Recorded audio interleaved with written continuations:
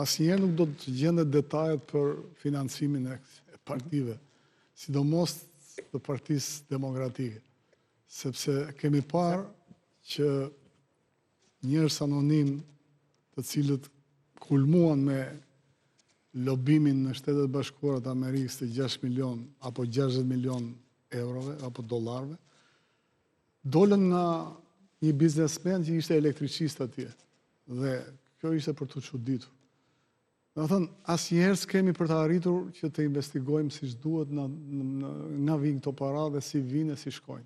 Sepse në kupolën e tyre nuk mund të futet asnjë lloj investigimi veç se mafia, fshehtësia, lobimet e këqija, interesat e ngushta dhe asgjë tjetër.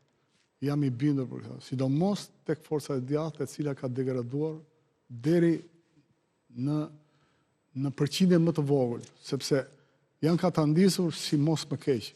Unë kam qenë një nga ata të cilët kam në 2013 kandidova për kryetar të Partisë Demokratike, por e pash që si kundër tani me elementet e rinj të cilët u hodhën pa mëshirë, ishim dhe ne atëherë, ne të vejlit të cilët asumuan në konsideratë. Sepse jo se do sillim në zhvillim ose do zgjidheshim, por prania jonë e shqetësonte në maksimum liderin e atëhershëm dhe të tanishëm, sepse ai asnjëherë s'ka hyrë dorë nga qenia në hije edhe pse dha dorëheqjen në Partinë Demokratike. Po ndoshta ka ndryshuar disi, nuk mendon që një gjë tjetër mund të jetë kështu leadershipi. Ajo ka degraduar më shumë. Mehmeti? Sepse po e shohim për ditë se ku po shkon.